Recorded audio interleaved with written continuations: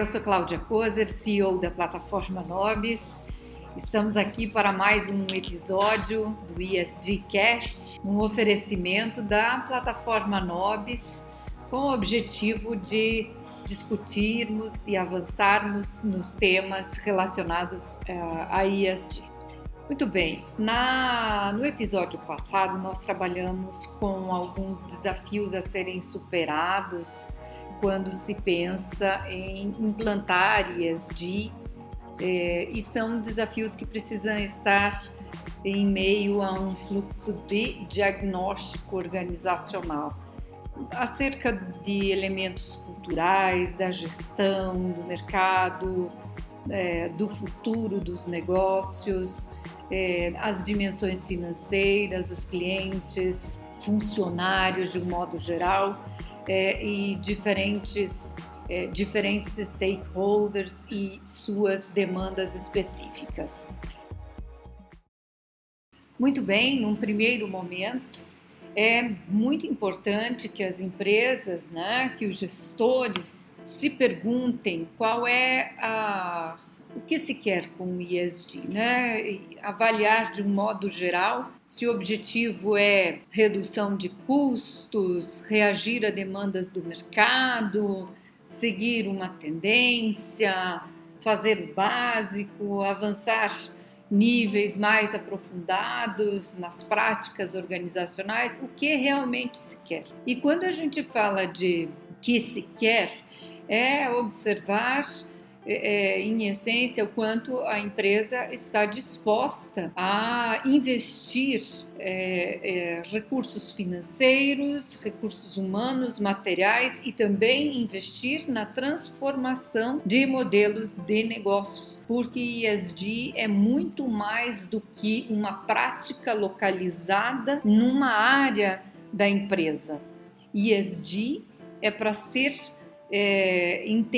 compreendida como um modus operandi estratégico, ou seja, ela precisa ter capilaridade organizacional de ponta a ponta. Então, quando a gente fala do que se quer, então há que se perguntar se se deseja simplesmente acertar as contas, ajustar o básico, ou se deseja acessar novos mercados, porque alguns mercados são sim têm mais maturidade nesses temas, e algumas empresas e alguns setores também já estão mais avançados e estão cobrando, por exemplo, dos seus fornecedores práticas convergentes com esses requisitos aí. Um terceiro ponto é a geração de valor na cadeia de suprimentos. E quando a gente fala de geração de valor, aí é você pensar numa sequência de linha de operações interorganizacional que cumpre com um fluxo sequenciado, mas principalmente começar a pensar em interações cruzadas. Quando nós falamos, por exemplo, de impacto 4.0, não se trata única e exclusivamente de lidar com o impacto na cadeia de valor, mas é de gerar novos valores a partir de novas interações que tragam inovações e um modus operandi muito mais integrado por dentro e por fora dos negócios. E a terceira tendência aí, e é a mais forte de todas, e é a que dá muito mais resultados para os negócios, com certeza, é a do ESG ser visto como estratégia do negócio, dele ser absorvido de maneira alinhada com as diretrizes organizacionais, com o negócio em si, ou seja, o que as empresas fazem, como elas fazem, quais são os padrões relacionais que elas têm com diferentes stakeholders. Tudo isso passa por uma revisão estratégica sobre esses critérios todos. Muito bem, considerando então se o que sua empresa quer é acertar as contas, acessar novos mercados, gerar valor na cadeia, na cadeia de suprimentos e cruzada, ou ainda mexer com a estratégia dos negócios, visto que se faz uma escolha, né, em quais níveis tua empresa gostaria de estar, e isso não significa que os passos não possam ser dados com mais velocidade, certo? Isso vai depender muito do quanto as equipes, as lideranças estão realmente interessadas em executar, porque além das estratégias é preciso que a execução dessas ações aconteça no cotidiano todo do negócio. Então, quando se fala de implementação, respondidas essas dimensões aí, essas perguntas, passa-se a fazer um diagnóstico, a leitura do que já se fez, o que a empresa já integra acerca desses elementos todos. Muitas empresas, ao fazerem esse checklist desses itens, se dá por satisfeita porque acredita que cumpriu, né, tem sempre um ou outro indicador que converge e tal, e para por ali. O segundo ponto dessa implantação é se perguntar o que se quer com o ESG, né? E aí, quando a gente pensa em o que se quer, o que uma empresa quer com o ESG, é bem importante que ela pontue todos os itens relacionados às dimensões ambiental, social, também a parte interna de governança. Do ponto de vista ambiental, é bem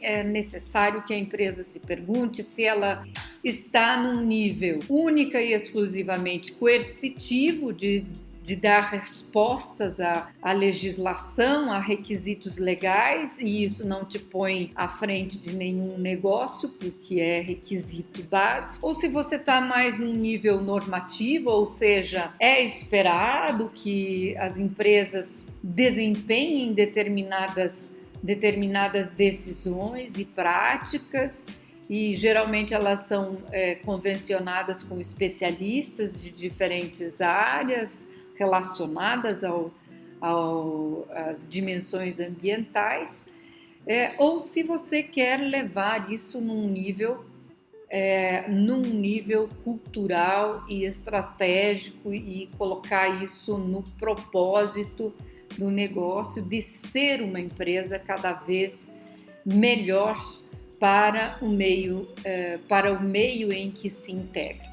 E aí não é só o meio ambiente que estamos no qual estamos envolvidos, exploramos recursos ou nos relacionamos diretamente, são dimensões ambientais que integram novos elementos, né, mais relacionados ao planeta como um todo, né?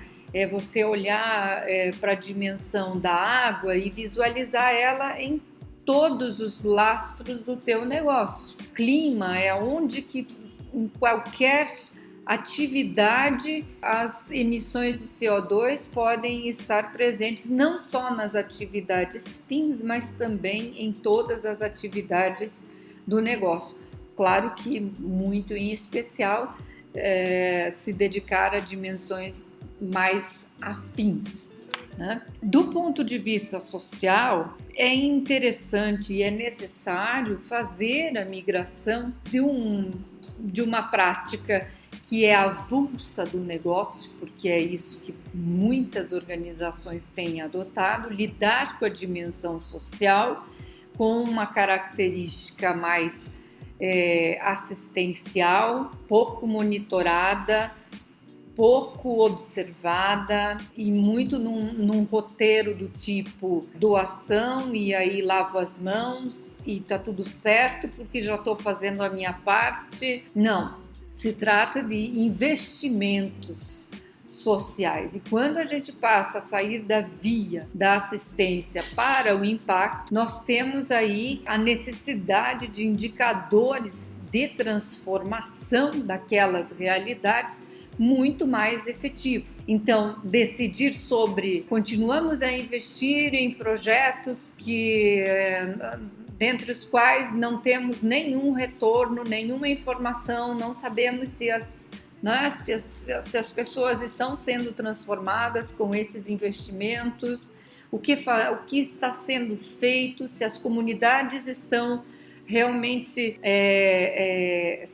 conhecedoras dos esforços das empresas com relação a isso ou não, e tudo isso exige essa migração da assistência para o impacto. Então, às vezes as pessoas pensam que é só mudar o termo, né? Que é só dizer, ao invés de pessoas assistidas, troca por pessoas impactadas e está tudo certo. Quando o assunto é investimento em impacto, nós temos que ter compromissos claros com a transformação das realidades de vulnerabilidade em realidades de oportunidade e consequente prosperidade. Então, isso é algo muito crítico quando se fala em ESG. Do ponto de vista de governança, é super importante que as lideranças deixem muito claro que elas desejam trabalhar com a melhoria de indicadores de inclusão, diversidade, justiça, equidade, a toda essa dimensão de governança, risco e compliance, e sair do discurso. Por quê? Porque a comunidade interna ela é a tua manifestação mais clara sobre se sua empresa está ou não agindo de maneira coerente. É muito comum, algumas pesquisas têm confirmado isso, que os funcionários não se espelham nas suas lideranças por conta de dimensões éticas. Do tipo, eu não confiaria no meu chefe, e não só do ponto de vista relacional, como do ponto de vista ético para outras decisões de relação com o mercado e por aí vai. Então, por exemplo, utilizar pesquisas já tão conhecidas de clima organizacional e realmente tomar decisões a partir dessas pesquisas, avaliar o resultado, sim, os resultados que as pessoas promovem dentro do negócio, mas também identificar o quanto elas estão alinhadas com esses valores, não só do ponto de vista discursivo, mas principalmente do ponto de vista prático, né? As ações, elas têm um efeito muito importante nos níveis de engajamento dos funcionários com esses critérios todos. Então, se você diz que sua empresa gostaria de ser mais diversa, inclusa, é muito importante se perguntar qual é o percentual de homens e mulheres assumindo cargos de gestão, onde estão essas pessoas, e criar realmente indicadores que você deseja. Os indicadores, eles são estado, né? É um estado de coisas que você quer chegar, e isso se traduz em números, né? em quantitativos e até qualitativos que a empresa precisa buscar. O que fazer em todas essas 3 dimensões aí e em tudo o que o ESG envolve? Monitoramento, muito monitoramento. E é um monitoramento que não é de uma área específica. Esse monitoramento precisa estar em todas as áreas. É um monitoramento que não pode ser localizado. É a área de ESG que monitora. Tá, é bem possível, mas se você transferir esses níveis de monitoramento para todas as áreas envolvidas, você pode ter um nível de engajamento organizacional bem mais acentuado. E também não é criar uma área que se encha de indicadores, né? trocentos indicadores, coloca umas pessoas lá para fazer esse monitoramento em todas as áreas, essa compilação em todas as áreas, e aí vira uma fábrica de números, uma fábrica de indicadores que pouco dizem sobre a realidade, e a gente sabe o quanto os números podem nos enganar, no sentido de que estatísticas podem ser criadas de diversas maneiras, escondendo problemas ou até aflorando dimensões super positivas que na realidade não são. Então é muito importante que esses indicadores, mesmo que sejam poucos, que eles sirvam de baliza para todas as pessoas que trabalham na empresa. E ESG não é só para um nível ou uma área organizacional. Ele precisa estar de cima para baixo, de baixo para cima, independente de qual área se esteja começando. Depois que se faz, né, o monitoramento com os indicadores, é super importante validar essas práticas, né? Então, quando você começa a monitorar, você já começa a validar algumas coisas que funcionam e não funcionam, e para poder fazer ajustes de rota super necessários, mesmo em grandes empresas, tá? Mesmo falando de transatlânticos, quanto mais esses indicadores estiverem claros para todos e monitorados com frequência, e não é só monitorado do ponto de vista para saber se está vermelho, amarelo ou verde, mas é para se interferir no cotidiano de maneira a corrigir e melhorar ainda mais os níveis de entrega da empresa com relação a isso. Claro que depois de um tempo de monitoramento desses indicadores, você passa a ter condições de construir relatórios dentro de padrões internacionais, e essas dimensões passam a ser validadas por quem? Pela sociedade, pelos clientes, pelos seus funcionários, pelos mercados.